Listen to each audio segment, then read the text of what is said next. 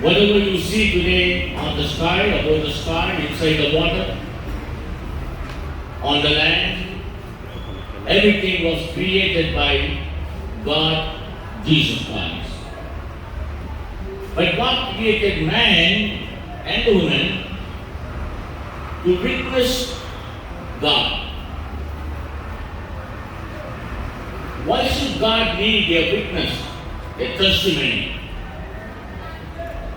If someone don't witness God and the rest of the people don't know about God, God himself needs a man and woman to witness Jesus, to witness God. It is the principle of God. Why God needs a witness? God created Adam. Adam has seen everything what God created. Adam was so happy. Then Adam worshipped God. But Adam knew very well that God created everything, and Adam believed whatever God created. Adam understood why God created everything. It's not for God, it's for Adam.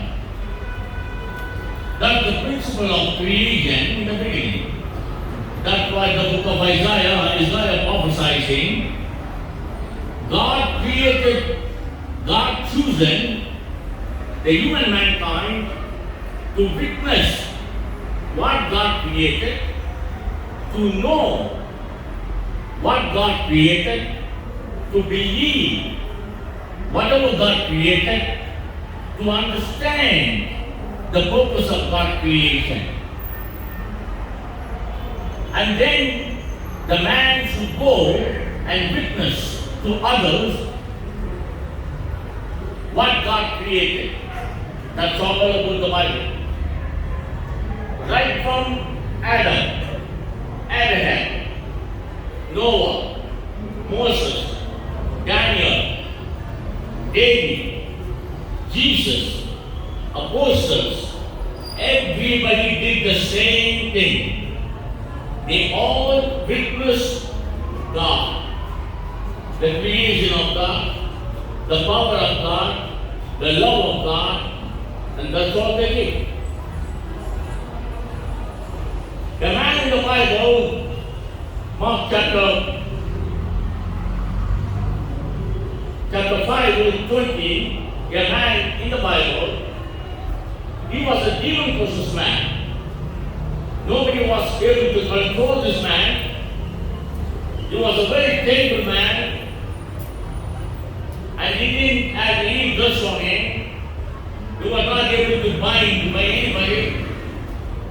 He was a very dangerous person, and he hurt himself. He had a bleeding on his own body because he hurt himself. Jesus one day entered his life. Jesus set him free from the demon-possessed man. And this is the first man in the Bible, New Testament time, went out and witnessed Jesus in Decapolis, that means 10 cities. What was the witness that man did? Before Jesus came to my life, I was a demon-possessed man. I didn't have any clothes on me. I harmed everybody. Now Jesus entered into my life. My life changed. I dress properly. I'm not going to threaten anybody. I'm not going to hurt anybody. And he became a very loving person. His life changed. Then he went and witnessed about Jesus in 10 cities. Jesus never asked him to go and witness, but he did by himself. Christian today, born again Pentecostal people like you have been baptized, you have received Jesus Christ 20 years back, 9 years back, 15 years back. Did you go and witness Jesus to anybody? No. You come to church, you worship God, you praise God, you give tithe and offering, you attend the Bible study, you are very good to your pastor, and you go back, and you again come back next week, and your children attend the Sunday school. This is the purpose God saved you? I don't think so. This is one of the purposes, and this is not the main purpose. The main purpose, God saved you so that you will go and give witness about Jesus in your life. If you cannot witness Jesus from your life, your salvation is waste. Completely waste. Apostle Peter, he went to the temple. There was a crippled man begging. He was begging for money from Peter. Peter and John. Peter and John said, I don't have much money. I lost my business, fishing business, because I followed Jesus. I got nothing in my hand. I sacrificed all my life to Jesus, but I have something in my life. I have Jesus. Would you like to have that Jesus? And the fisherman gave Jesus to the crippled man. That made nearly 3,000 people to receive Jesus. Peter witnessed Jesus to a crippled man at the temple in Jerusalem. The problem in today's churches, I have been ministering more than 78 countries. The ministry named Shekinah International. I got my YouTube, Rev. William King. Out of all my ministry around the world, I'm very sad to say, Christians are failing to witness Jesus. Pentecostal churches completely failed to witness Jesus. They don't want. They want today form a group for the name, for money-making business. Churches today making money, making name for themselves. I'm not here for that. This is my first visit in Africa, Kenya, Nairobi. When I came to this country, I don't know anybody. I came to know Pastor James through somebody, one of my friends, John. And I never met John. I never met anyone in Africa face to face, not even one. But I have been connected in Africa, more than 9 countries in Africa.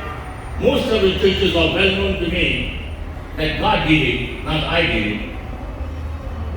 I witnessed Jesus by all means, whatever the way I could. When I came to Nairobi on 17th of Sunday, somebody arranged the hotel for me in these styles. I checked in on 17th, on the 18th, I had a lunch in the client place, KFC burger, and that completely destroyed my stomach. And on Monday night, I went to the restaurant, the place where I stay in these slides. There was a sister, the waiter, Josephine, who served the food for me. I don't know what happened to her. She asked me who I am.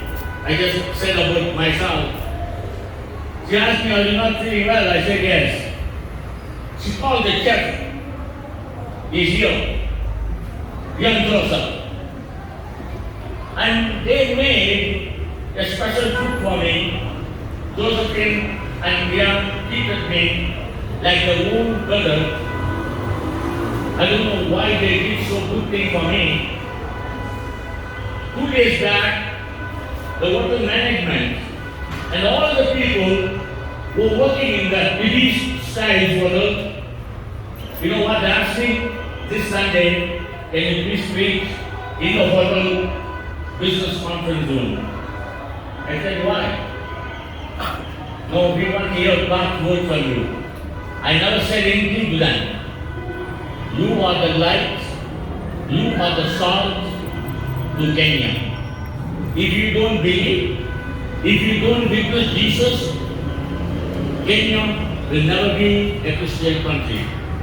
It will change to other country as it took place in Nigeria, in Tanzania. 50 years back, Nigeria was a Christian country. Today, you know Nigeria is what country? Tanzania, next to you, it was a Christian country. Today, you know what is going on there. Do you know who is the reason? You Christians are the reason. You pastors are the reason. Instead of you go and witness Jesus, and you kept quiet. You don't want to give testimony about Jesus. I was flying in the flight. For my country, I live in US, New York. My branch in Canada. I'm not from Canada. When I stay in the US and also in Canada, lot of time I spent time in Canada. In the flight, I was in the business class. I'm a Hebrew. On the Sabbath day, I put the mat inside the flight. I took the Torah and I kneeled down and I was worshiping God because it's a Sabbath day, Friday evening. Next to me, one more God, he was worshiping his God towards this direction. And I was worshiping towards Jerusalem because I'm a Jew. He was worshiping towards Makkah because he was Muslim. We both finished the prayer. He looked at me. He said, Salam alaikum. I said, alaikum salam. And we both give a hug. Do you know what you mean? Shalom alaikum. In the name of Almighty God, peace be upon you. The problem to the Christians, they don't know what it means, Shalom alaikum. They don't know what it means, Hallelujah. They don't know what it means, Shalom. They don't know what it means, Jerusalem. They don't know their God. They don't know anything. But they come to church and they sit like this. Once you finish, then you go back. And you come again. And you go back until you die. And this is not the purpose God created you and me. The purpose God created you and me to witness Jesus in your life in every day. In the flight, in the car, in the hotels where I stay. I feel to invite young Joseph, come here. He is going to say, he is the chef, the big chef in the restaurant. The thousands of the people stay in the hotel. What you see the difference between so many guests staying in the hotel and me? Buenas Spirit. You good? Praise God. Let me tell you, when God wants to work in your life, He really does it in a special way. I don't know how it came to Him, but God directed me to Him. I meet so many guests, different dietary requirements, different people, different races, from different countries.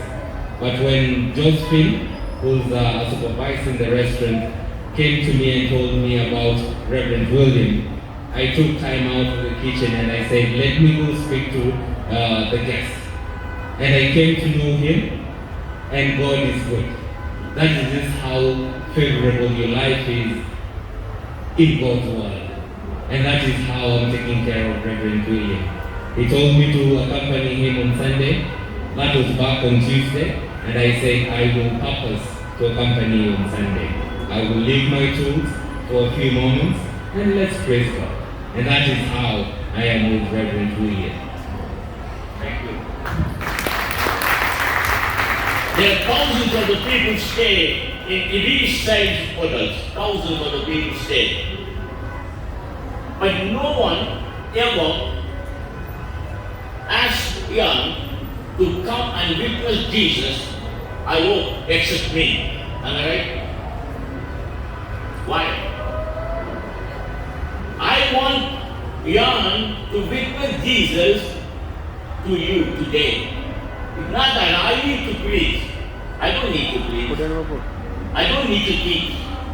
My life should be a testimony, not by preaching and teaching and screaming and shouting, pulling the people, pushing the people. I don't like that business. I hate that business in my life. Jesus said, go and witness that the great commission. Apostle, they did the ministry witnessing Jesus. That's what they did. The man whom he crucified on the cross. I, Peter, I, Paul, I, Mary Magdalene, witnessed he has been risen from the dead. I witness. I, Paul, witness. I, Peter, witness. I, Mary Magdalene, witness. That's all the ministry they preach. Today, pastors, bishop, pope, oh my God, they read the preaching. Even Jesus cannot understand the preaching. Honestly, God cannot understand today what the preachers are preaching. Peter preached, you need the Bible. Paul preached, simple message. The man whom you crucified, he is the Son of God. I, Paul, witnessed that Jesus rise from the dead, and he lives. I, Paul, have seen by my own eyes. I witnessed to Jesus. That's all Paul did. That's all Peter did. That's all Mary Magdalene did. That's all Apostle did. That's all the ministry. Simple. But you have to believe in your heart. If you don't believe Jesus rise from the dead, you cannot go and witness to anybody because he didn't believe. The main problem with the Pentecostal believers, they didn't believe what the Bible says. They didn't believe. They know, but they didn't believe. If you believe, every one of you should have to witness Jesus to thousands to Kenyans in your own country. How many people you witness Jesus in your workplace, in your shopping mall? It touch your heart today. Only Sunday you worship, rest of the day what you do? Is the Sunday only worship day? Every single day worshiping day. Every single hour worship God. Thank God. You don't need a special service, worship service. I don't understand what that means. I worship my God every day. When I look at my hands, I worship God. When I look at somebody who didn't have a finger, I worship God. I look my leg, when somebody don't have a leg, I worship God. When I see a blind man, then I see my eyes, I say thank you Jesus. That is worship. Worship is not put the music, put the microphone and shout and scream. That is not the worship. Worship should come from your life. From your life. When you look at one bowl of soup, one bowl of noodle, worship God. That is worship. That comes from the heart. When you look at the small house where you live and worship God, that comes from the heart. That comes from the heart. When you have a small motorbike, worship God. Because the man is walking, but God gives you a bike. That is worship God. That is witness God. That is give a testimony for God. The biggest problem with Christianity today, you know what is a Christian prayer? Give me Lord, bless me Lord, heal me Lord. That's all the prayer. Until they die, this is what they pray. Give me Lord, bless me Lord, heal me Lord. I never ever prayed. Not even one time. God has given multi-billion dollars business in my life. I never asked God. In the flight, the man whom I met is named Ahmad. I started to say about God. He asked me why I prayed in opposite direction. I told him about the God of Ibrahim. Ibrahim means Abraham. I told him we both come from one grandpa, but two grandma. I slowly said about Jesus. Within 17 minutes, Ahmed accepted Lord Jesus Christ. I met him in Dubai 2 weeks back. I went to shop. He's a gold buyer. He signed contract with me, 500 kilo gold per month buying for me. I never asked God, give me business in the flight. Seek the kingdom of God first, and all things God will give, you should not ask. But what you do, you ask, give me, bless me, give me, give me, give me, give me, and you will never get in your life, I say in the name of God. Because your heart is not witnessing Jesus. Your heart filled with the love of money. Anyone who loves the money, you are not fit for my God. Anyone who loves your mom, dad, your wife, your children more than you love my God, you are not fit. You are not worthy to follow my Jesus. You are not. Lord, I love my God more than I love anybody. I wrote the bill. I wrote the bill. When I die, whatever God gave me, it goes to poor children of God in the world, 100%. 80% of my income goes to Christian charitable organization, 80%. Only 20% I take. Of the 20%, 10% I give tithe and offering to my own church. That's my church. 10% only I live in the world. But in that 10%, I'm so happy. Morning I eat one bowl of soup or noodle, one bagel, that's all my meal. Lunch, the small. Dinner, the small meal. I'm happy. When I go home, my reward is in the kingdom of God, not in the world. Not from the church, not from the people, not from the pastors. My reward is from my Father, and my God the Father.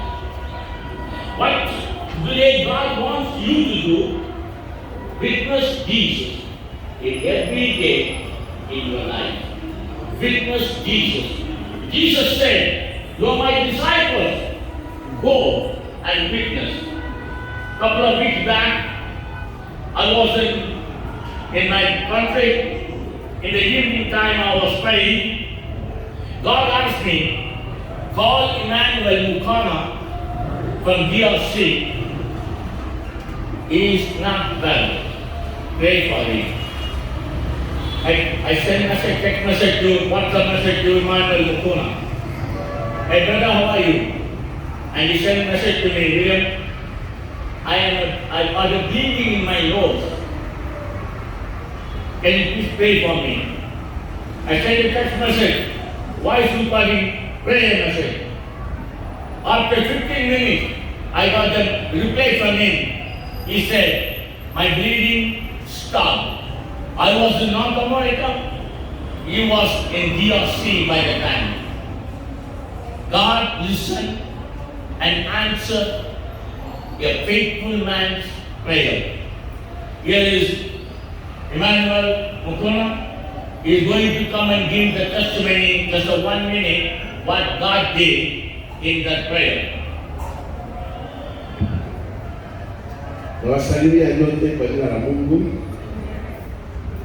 I'm Emmanuel Mukana. I come here to witness what Pastor William said. Since I was 5 years old, I kept bleeding my nose. But I hope now we are at my 3rd month since this bleeding stopped. One day I was talking to him and I told him that. He asked me for my news. I told him that I'm not good because I'm bleeding right now. So he said, can we pray? I said yes. He started praying, and after praying, my nose stopped, my bleeding stopped. Till now, I no longer bleeding. And that is a way only to witness the power of God. I thank each of you for the warm welcome you have given us. Thank you. In the name of God. I came to Kenya, Nairobi on 17 last Sunday, today 24th, 7 days. In 7 days, I witnessed Jesus in Ibis Village Hotel and including the DRC man and Tanzania people also. More than 67 people, I witnessed Jesus in Ibis Village, Ibis Sales Hotel Management. Even the security girl, Lillian, she told a couple of days back to my client, she told to the client was driving the car, my client here, hey, this man, God sent this man to Ibis Village. The security lady, Lillian, said that. This man was sent by God, take care of this man. And my client was shocked. My client is Kenyan. You know why I say this? Not to promote myself, to promote my Jesus.